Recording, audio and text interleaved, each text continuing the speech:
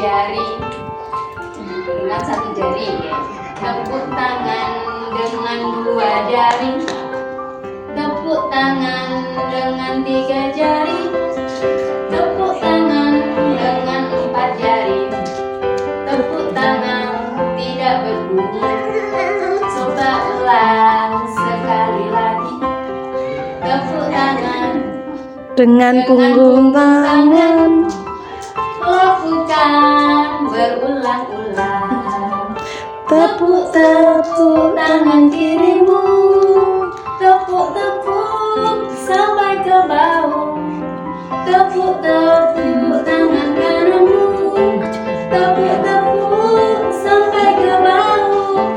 Gerak-gerak-gerakan tanganmu, putar-putar di hadapanmu. Satukan kedua jarimu, bercincin, berputar sesuka hatimu. Apa dia? Mohon agak agama. Jadi sebelum kita masuk ke materi sosialisasi, izinkan kami berkenalan ya. Nama saya Dina Purwanisi, alamat saya di Jalan Nagara nomor 48, Kelurahan Nabung, Kecamatan Pekanbaru, Kota Blitar. Jadi kami itu punya dua bank sampah, yang satu di bank sampah di Al-Kausar di sekolah itu punya dua bank sampah. Salah satunya ciri khas kami itu di bank sampah. Jadi hampir semua KPI yang dikeluarkan dan juga properti yang ada di sekolah itu dari jalur orang sampah. Masih PAUD itu sudah ada yang paham dengan PAUD.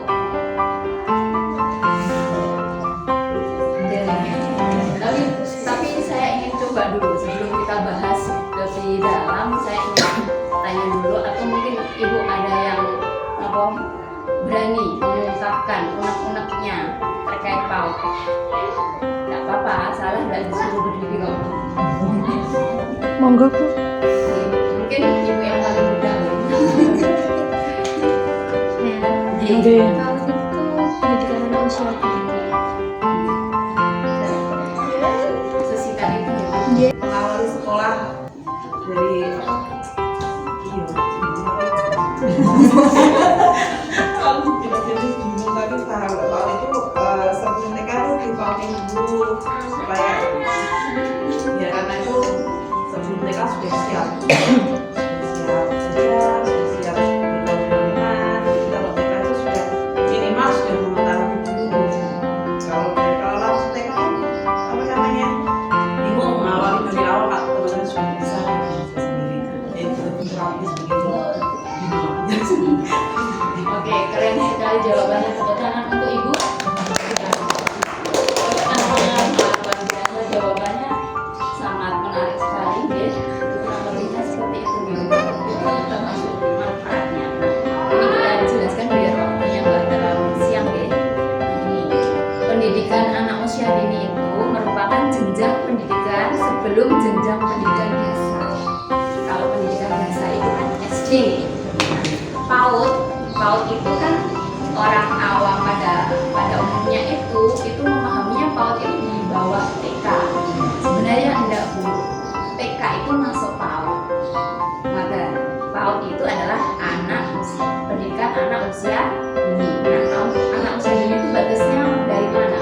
Dari usia 0 sampai 6 tahun. Itu kalau di Indonesia. Kalau di luar negeri itu sampai 8 tahun. Makanya tidak heran ketika anak kita usia 6 sampai 7 tahun, kelas 1 sama 2 SD itu masih main, sukanya main, belum punya tanggung jawab untuk belajar. Karena memang masih masuk dalam usia dini. Sampai sini bisa dipahami, ya. Itu si PAUD ini lebih luas. Nah, yang dimaksud tadi sebelum PAUD itu apa? Yang sebelum TK apa? Itu adalah kelompok bermain. Usianya berapa? 2,5 sampai 4 tahun. TK berapa? 4 sampai 6 tahun. Nah, sebelum KB ada nggak? KB itu kelompok bermain ya. Ada namanya TPA, tempat penitipan anak. Itu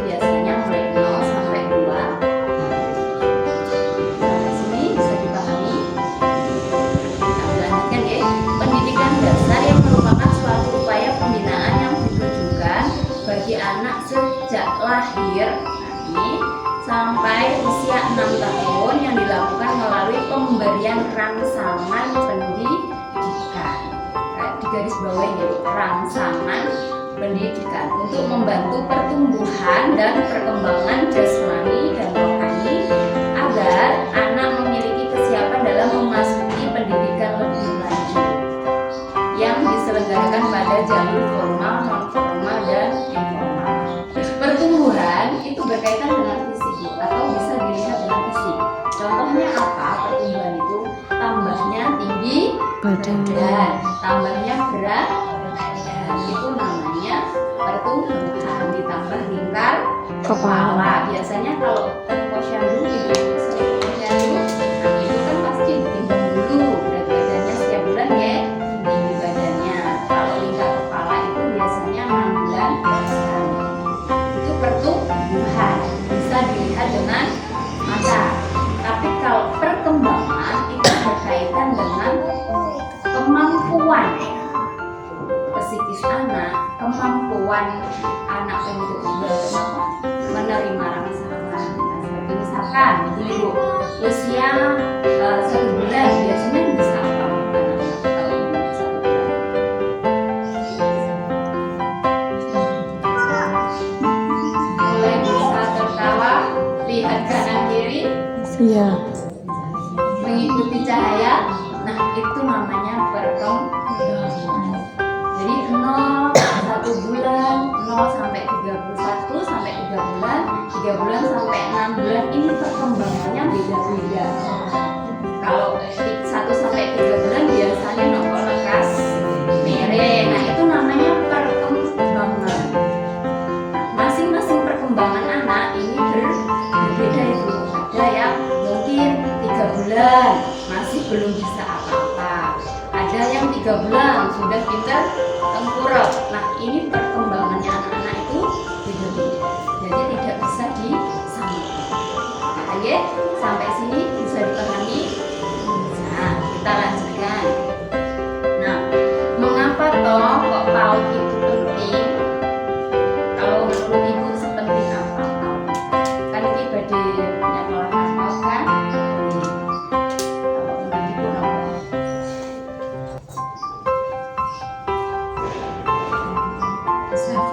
Oke, Orang tua siap. pertama orang tua ketika punya ajaran anak sejak pagi mulai sore itu yang pertama bisa anak sekarang juga membantu anak itu berkembang. Kalau di rumah itu mungkin kalau sudah sampai rumah itu sudah capek, terus nanti apa itu untuk merangsang anak, oh ini anak usia ini rangsangannya seperti ini, diajak seperti itu. Kadang kalau orang sudah capek, nah itu sudah moodnya sudah beda seperti itu.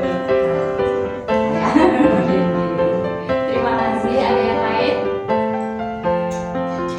Tidak ada atau memang belum? Nah, di sini Bu. Nah, kenapa sih PAUD itu penting? Karena PAUD tadi usia 0 sampai 6 tahun itu ada yang namanya masa golden age. Golden itu emas, age itu Usia. ya, ada usia emas. Maksudnya seperti apa? Di sini tuh masa-masa kritis. Masa di mana anak itu masa yang paling baik menyerap rangsangan yang ada di sekitar di sekitar atau lingkungannya. Di sekitar dia atau lingkungannya. Nah, Ibu bisa lihat ketika anak itu dia mendengarkan suara apa, itu pasti tanpa belajar dia sudah mampu karena kriteria areanya itu masih terbuka.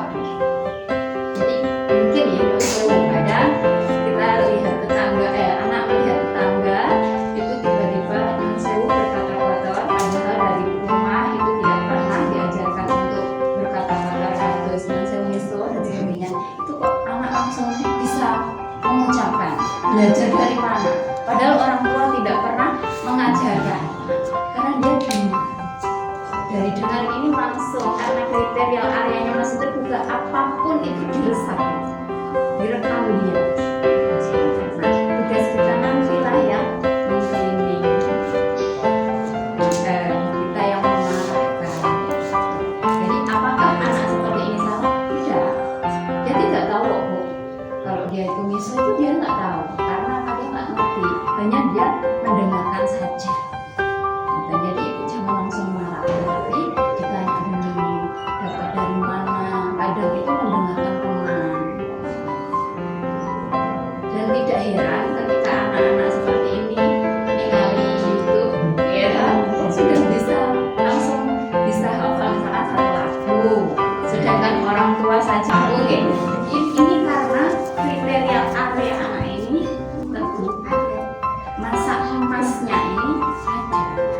ini adanya kapan? Hanya usia 0 sampai 5 tahun atau 6 tahun itu tadi. Kenapa PAUD itu penting? Nah, kebanyakan kita itu salah persepsi SDGs nggak usah sekolah. Padahal justru ini kesempatan yang luar biasa mengisi otaknya, karena perkembangan sel dan neuron otaknya itu perkembangannya luar biasa cepatnya. Jenengan tak satu kali ungkapan itu pun langsung rontok ribuan. Makanya anak-anak PAUD ini luar biasa, cerdasnya luar biasa apabila dia distimulus dengan baik. Jadi rangsangan yang jadi emang sekali anak-anak usia segini mungkin dia tidak bisa mengucapkan diri, tapi dia mampu merekam apapun yang dia dengar, apa yang dia lihat itu mampu dia. Nah itu nanti ketika dia sudah siap usianya, dia akan mengucapkan macam gitu. Jadi eman-eman jika usia ini kosong, hanya dibiarkan main saja, mainnya tidak bermakna, itu eman-eman. Biasanya kalau orang yang ingin menghendaki anaknya juga hafal Al-Quran, itu biasanya mulai dari kandungan itu sudah disiapkan, Bu. Jadi sering didengarkan ibu, biar dan sebagainya ibu. Nah nanti ketika dia sudah berusia 3 tahun itu mulai bisa mengucapkan dengan lancar, dia kan bisa sendiri. Jenengan pancing yang surat awal itu mungkin dia bisa sendiri Bu, yang ayat berikutnya. Bisa seperti itu. Jadi kalau memang pengen putra putrinya itu jadi anak yang luar biasa, baik secara agama dan secara akademiknya, nah itu monggo diisi teman-teman banget harus diisi.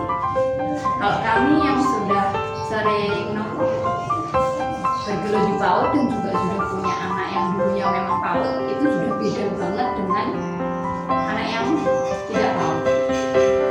Apalagi yang di TK itu sangat merasakan sekali yang di TK, karena perbedaannya luar biasa. Kalau anak yang PAUD, karena di sini diajarkan konsep berbagai macam konsep, anak diajari berbagai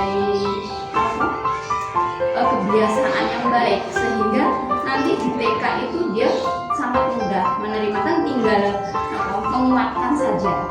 Tapi kalau tidak PAUD ini sulit Bu. Kami yang di TK itu sering sekali mengalami kesulitan ketika anak itu tidak tahu bunyi. Karena apa? Anak yang PAUD ini sekali diajak ngomong dia sudah paham, dikasih instruksi perintah ini dia sudah paham.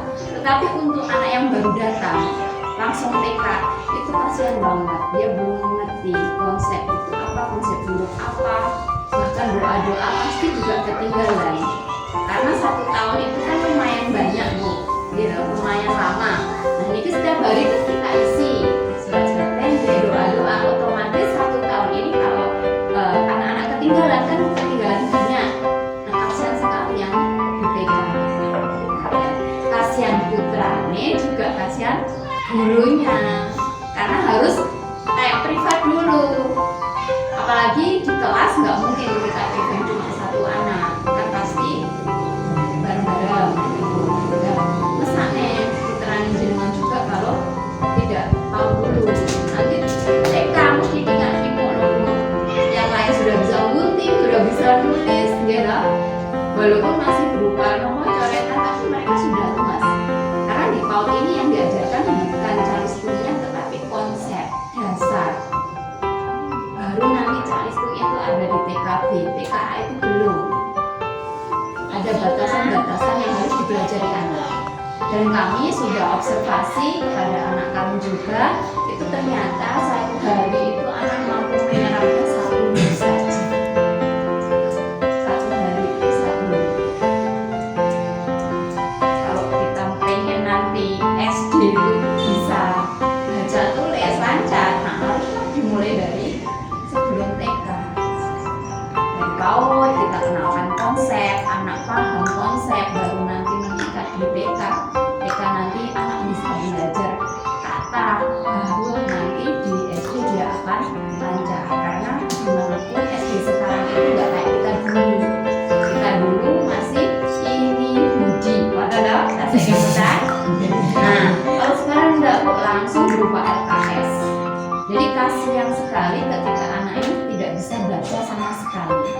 biarkan ketinggalan teman-temannya. Nah, untuk menyiapkan anak ini kita butuh minimal 4 tahun sebelumnya.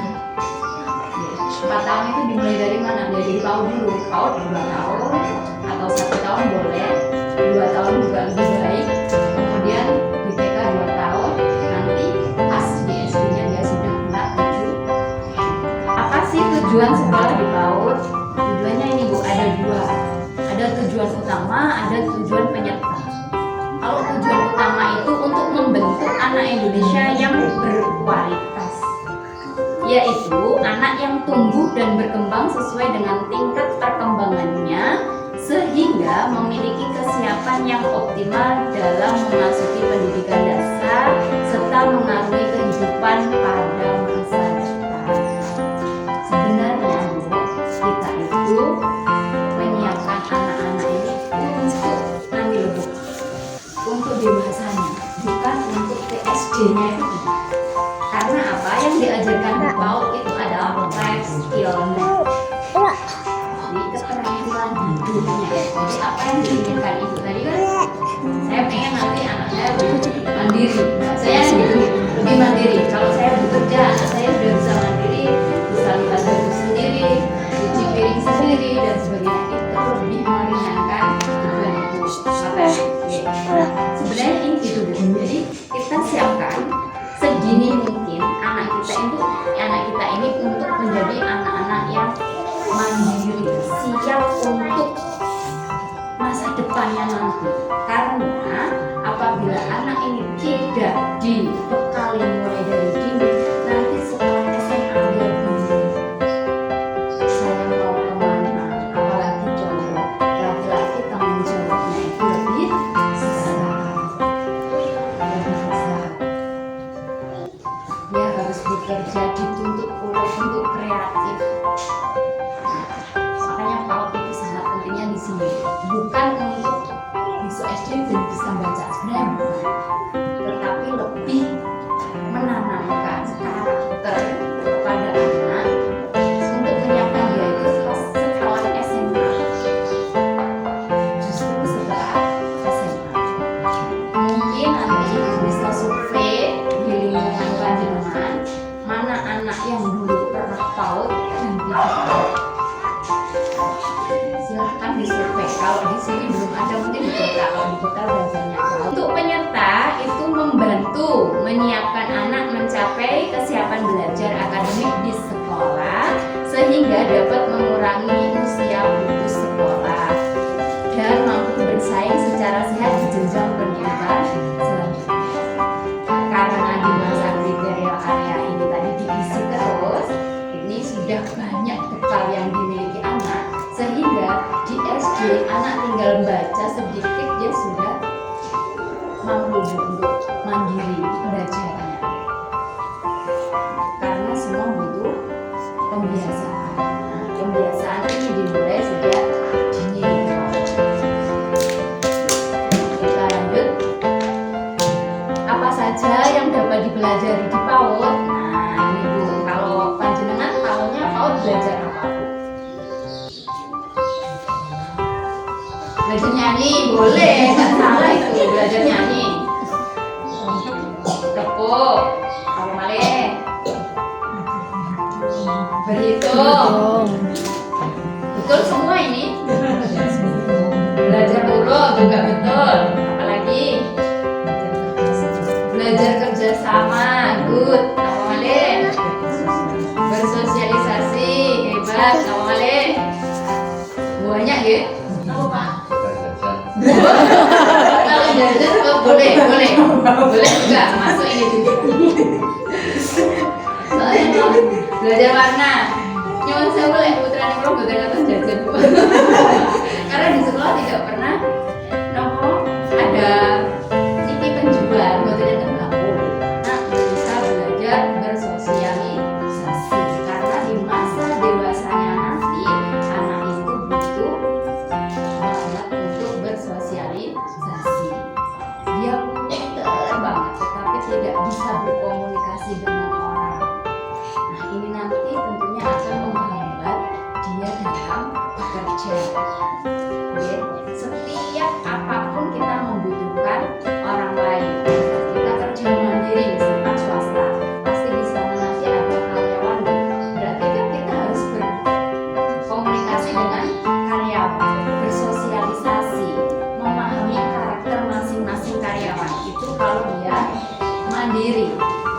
dia ikut nopo,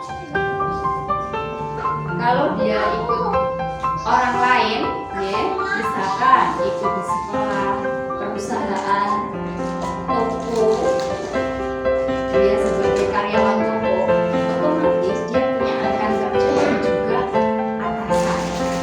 Apabila dia tidak bisa bersosialisasi, ini akan sangat menghambat.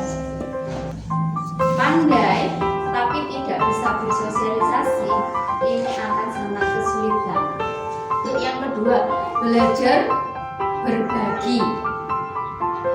Berbagi ini penting. Kalau dalam Islam itu kan kita dianjurkan untuk sedekah. Sedekah itu tidak harus berupa uang. Kalau anak-anak mungkin dari kue, dari permen. Kalau dia sudah ditanamkan kebiasaan berbagi sejak ini nanti dia akan tumbuh menjadi orang yang dermawan. Berbagi itu juga berbagi ilmu. Banyak ya, banyak sekali berbagi. Untuk yang ketiga itu belajar bekerja sama. Di dalam pekerjaan kita butuh sekali untuk bekerja sama. Bagi sekolah sama guru itu juga harus saling bagi tugas karena kita nggak mungkin ngayai semua sendirian. Kita nggak mungkin mengerjakan semua pekerjaan sendiri, itu nggak mungkin. Kita harus bekerja sama dengan rekan kerja. Kalau mungkin swasta atau pemilik juga harus bekerja sama dengan karyawannya. Biar apa? Biar semua jelas, ringan, cepat selesai dan hasilnya maksimal. Kalau sendiri itu belum tentu maksimal. Lelah pasti. Jadi harus diajarkan belajar kerjasama. Kemudian belajar disiplin. Disiplin, mandiri. Anak-anak sudah diajarkan disiplin, mandiri. Ini nanti juga akan bermanfaat di masa depannya ketika bekerja lagi. Nah, ibu mau berpikirnya ke arah depan atau hanya sebatas SD? Kalau SD kelas 1 hanya mungkin oke, bisa baca, tulis itu selesai. Tapi apakah permasalahan di sekolah hanya cukup di situ selesainya? Boten. Zaman sekarang tuh SD sudah luar biasa ibu, ya Allah, banyak sekali bully sekarang karena memang banyak sekali tontonan di YouTube. Mungkin bagi orang dewasa itu sesuatu hal yang remeh ya, tapi sebenarnya dampak negatifnya lebih besar. Banyak sekali vlogger yang kurang menanamkan keadab kepada anak. Jadi dianggap anak itu ada masih kecil, biasa, misalkan berdiri di atas orang tua, itu dibiarkan, dianggapnya lucu. Padahal itu salah. Anak itu butuh dididik. Yang saya ngaran ya Pak. Anak itu butuh dididik, butuh diparingi ngertos. Jadi jangan dibiarkan. Kalau kita nunggu dia besar, mungkin kasihan. Justru dari usia dini ini dia harus dikenalkan adab, dikenalkan aturan-aturan. Kognitif itu banyak sekali bu. Apa yang disampaikan bapak tadi benar. Warna itu masuk kognitif. Huruf itu masuk kognitif. Angka itu masuk kognitif. Itu masih satu perkembangan mawon. Sedangkan aspek yang dikembangkan di PAUD itu ada 6. Kalau dulu 6, sekarang diringkas jadi 5. 6 itu apa saja? 1. Nilai moral dan agama. Kalau di PAUD diajarkan doa-doa pendek, terus surat-surat, wudhu, praktek sholat dan sebagainya. Nah, ini masuk di nilai moral dan agama, termasuk nanti ada kepada guru dan sebagainya. Kemudian yang kedua adalah kognitif. Kognitif ini lebih wow, warna, huruf dan sebagainya itu masuk hanya di kognitif. Nah, sosial emosi ini itu termasuk sabar, disiplin. Nah, itu masuk di sosem ini yang paling susah. Kemudian bahasa itu ada verbal, non verbal, ada reseptif, ada ekspresif. Banyak sekali. Ekspresif itu apa? Dia bisa menyampaikan, menggambarkan, cerita itu ekspresi. Kalau resep itu hubungan. Menyimak itu bedanya. Yang ketiga, yang keempat, lima gitu. Lima itu fisik motorik. Nah, fisik motorik itu ada dua, ada kasar sama halus. Menendang bola itu termasuk kasar. Menulis, menggunting, mewarna itu termasuk motorik halus. Memesin tangan seperti itu, dia hanya menggunakan otot-otot kecil. Kalau yang menendang bola itu kalau di PAUD ya karena memang ada beberapa anak itu yang lemah di motorik kasar, ada yang lemah di motorik halus. Umumnya loh gini, umumnya kalau cowok, anak-anak laki-laki itu lemahnya di motorik halus tapi baik di motorik kasar. Karena memang susunan otaknya dibuat seperti itu, berbeda dengan perempuan. Makanya kalau ibunya sewu, putrane kakek, sampun dibandingin kali putranya putri, ini jelas sudah berbeda karena susunan otaknya itu sudah berbeda. Dan kalau anak laki-laki lebih suka bermain karena memang di otaknya ini ada ruang memang khusus dibuat untuk bermain. Jadi program untuk bermain itu ada. Kenapa anak usia 0 bahkan sampai SMP itu masih suka main bahkan bapak yang sewu, bapak lo nggih mas, kalau bapak ngerti itu suka main game atau sport. Sport itu olahraga. Karena memang sama Allah itu di otaknya sini ada program yang khusus dibuat untuk itu. Karena apa bu? Beban bapak ini kan sewu itu lebih berat daripada ibu-ibu. Bapak ini dituntut untuk bisa memecahkan masalah. Dan dari permainan game inilah bapak ini belajar, anak laki-laki ini belajar bagaimana memecahkan masalah, mencari solusi. Namun gamenya juga yang baik untuk anak tentunya, terus dibatasi jangan. Jadi jangan dilarang. Kalau jangan melarang itu malah menyalahi kodratnya anak, kasihan yang laki-laki. Berbeda dengan perempuan. Kalau perempuan ini otak kanan sama otak kirinya ini seimbang bu. Gedosela anak perempuan itu ketalis benih ya dari kecil mesti kelihatan dan paling benih daripada anak laki-laki. Karena memang kalau anak laki-laki disiapkan untuk dewasa. Jadi tidak heran ketika SMA itu saya diberi benih malah dia baca laki-laki. Tapi kalau perempuan itu dari kecil sudah kamu ketalis benih. Karena memang otak laki-laki kenapa perempuan itu karena dia selanjutnya belajar agama sudah ya, kemudian belajar kreativitas atau seni. Yang keenam tadi adalah seni, karena seni ini luar biasa dampaknya dengan otak.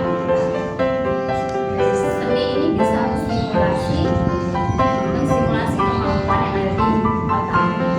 Maka musik teman-teman, kalau anak suka musik, karena dengan seni ini anak itu bisa kayak kalau anak introvert gitu, anak introvert itu adalah anak yang pendiam, tidak bisa mencurahkan isi hati kepada orang lain dan dia tidak mudah percaya kepada orang lain. Biasanya dia disarankan untuk kayak melukis, cerita, bersekusi dan sebagainya untuk mengungkapkan perasaan. Berbeda dengan yang ekstrovert itu kan pandai bercerita, jadi kepada siapapun dia sudah bisa menceritakan, tidak perlu kayak gitu. Nggih. Sampun keju. Oke. Menawi sampun keju, kita berdiri. Nanti kita sambung. Orang sedikit enggak berdiri. Enggak, berdiri sekejap. Kesane mboten nganggo cobi nggih. Sampun keju nggih.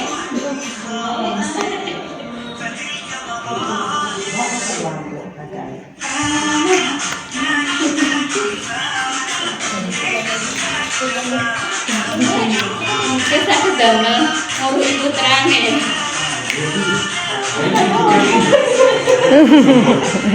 Sekolah ibu, sekolah wene.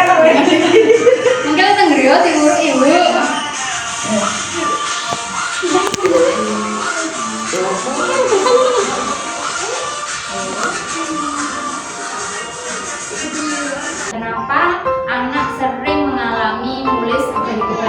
membaca kebalik karena konsep awal belajar huruf tidak diberikan. Panjenengan nyuwun sewu langsung mengajarkan anak ayo belajar A, B, C, D, E tanpa mengajarkan konsep dulu. Nah, ini nanti seringkali anak ini mengalami kesulitan dalam membedakan huruf D kali D, A kecil D besar.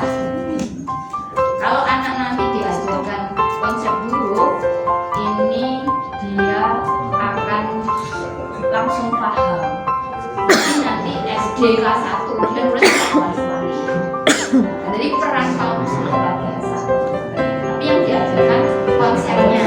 Panjenengan kalau PAUD jangan kelompok bermain jangan menuntut dia bisa langsung dulu, tetapi lebih ke konsep. Konsep nulis B itu seperti apa nulis B? B itu garis berdiri dulu, baru lengkungnya ke arah kanan. Nah, anak harus tahu kanan dan kiri. Makanya yang diajarkan di PAUD itu arah dulu, konsep-konsep. Nanti akan saya berikan gambaran logo. Nah, nih kita langsung aja gitu. Nah, ini logo contohnya. Ini contoh permainan di PAUD itu banyak sekali. Dan dari permainan-permainan ini itu anak belajar.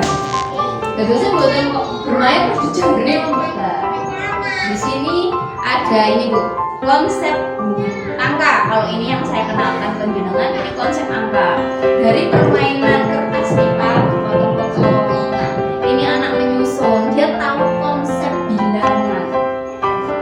Nanti setelah dia paham konsep bilangan barulah dia nanti akan bisa berhitung.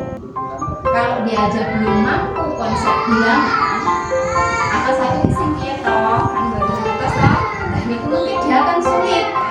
Tambah-tambahan pripun, lek satu aja dia masih belum paham. Oke, karena di SD itu tidak hanya tulisan 1 plus 2 buatan, tetapi ada soal kalimat. Oke, jadi misalkan Rani di rumah memiliki 3 lele, kemudian ayahnya membeli lagi 3 lele. Berapa jumlah lele Rani kan ngoten. Nah, kalau anak tidak paham konsep angka bilangan, dia juga akan kesulitan.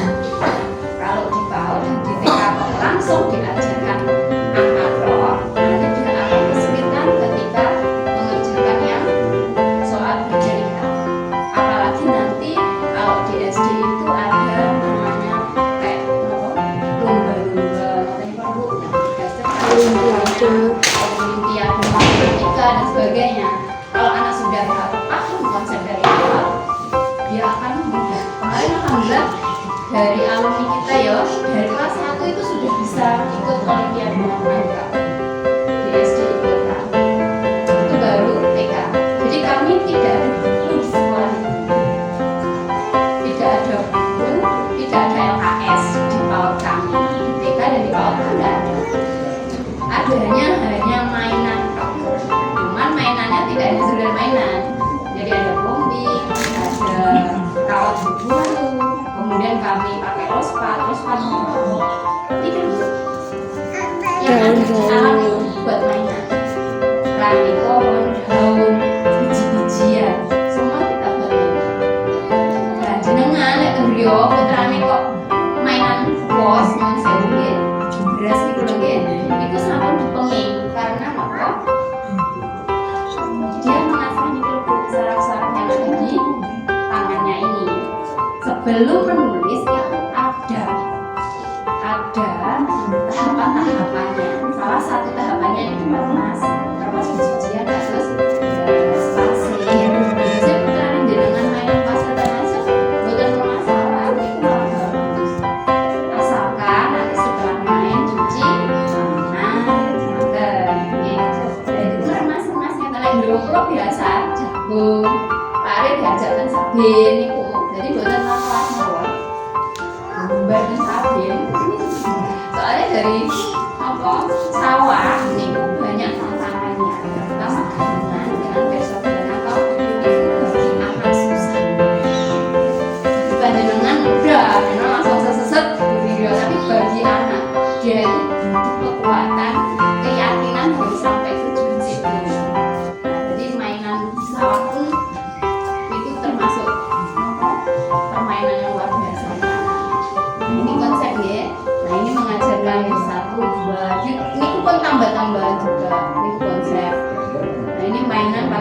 baju. Nanti kalau di bawah ada tema-tema baju pakaian, nanti terbentuk nanti tema-temanya. Nah ini Lego. Nah ini kayak dari kardus bekas. Ini Lego. Biasanya panjenengan membahasnya Lego kan namun di ditunggu-tunggu tapi tidak terarahkan. Nah, kalau di sekolah itu diarahkan. Bisa dibentuk huruf, bisa dibentuk ini. Anak mengenal, kalau yang sebelah situ itu anak mengenal konsep bentuk dan ukuran. Jadi kalau di PAUD yang dikenalkan adalah konsep. Kembali lagi konsep ukuran besar kecil, panjang pendek, kotak persegi, kotak kalian persegi panjang, segitiga, itu geometri. Nah, dari situ bahkan warna. Kemudian yang di sini itu konsep angka. Jadi kalau angka 2 berarti judulnya 2. Itu pun untuk anak PAUD susah. Kalau TKA baru. Nah, kalau TKB levelnya berbeda lagi. Jadi kita buat level-level yang sesuai usianya anak. Oke. Kemudian kalau yang ini tuh huruf. Nah, kalau ini anggota tubuh. Jadi kita anggota tubuh itu bisa pakai kertas ini, kardus bekas atau lainnya, itu bisa dipakai atau duplek. Ada atau duplek. Duplek itu ada misalkan huruf utawi palimah, konten itu kan asal kardus jajan itu loh. Nah, itu namanya duplek. Itu bisa dimanfaatkan untuk media main atau media belajar. Nah, kalau ini tutup. Ini konsep-konsep. Kemudian yang ini, nah itu konsep arah, kanan, kiri. Ini bagi anak susahnya luar biasa. Kalau bagi panjenengan mudah, karena panjenengan sekolahnya sudah berapa tahun? Gitu? Ada yang sampai kuliah, berarti kan sudah lama sekali. Ada yang sampai SD, ada yang sampai SMP. Tetapi anak kita ini masih nol. Dia belum pernah mengenal apapun. Jadi ini sangat susah. Itu menjodohkan buku itu rumitnya di situ. Nah inilah nanti yang akan bisa mengasah dia untuk berpikir secara Kritis. karena tidak mudah menyusun ini sesuai dengan warna. Karena di situ ada perintah arahnya seperti yang di atas. Perintah warna itu ada yang di sebelah itu bagi anak itu susah. Kalau yang ini menjepit, jadi motorik halusnya yang dikuatkan, tetapi kognitifnya juga. Jadi dari kegiatan ini semua aspek dimasukkan. Aspek yang kami sampaikan tadi. Jadi ada seni, ada bahasa, ada kognitif, fisik, motorik, semua dimasukkan ke permainan.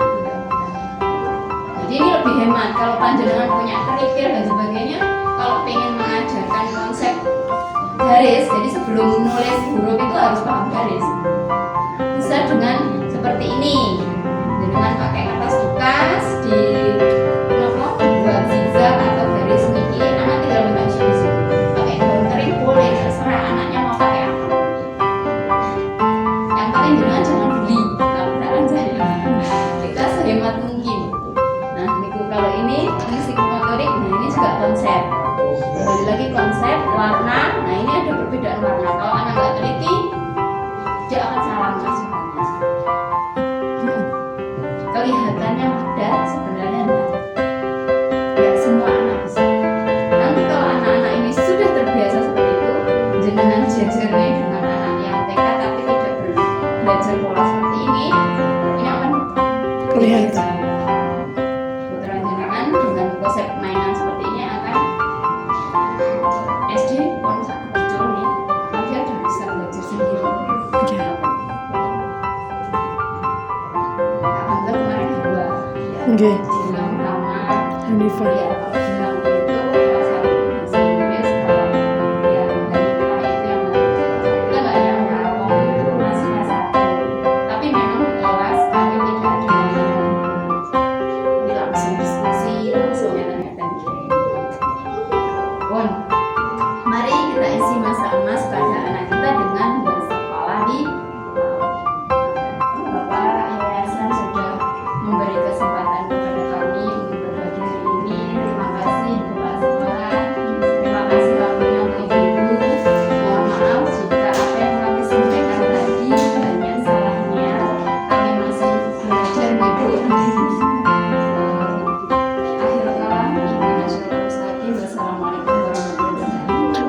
Waalaikumsalam warahmatullahi wabarakatuh.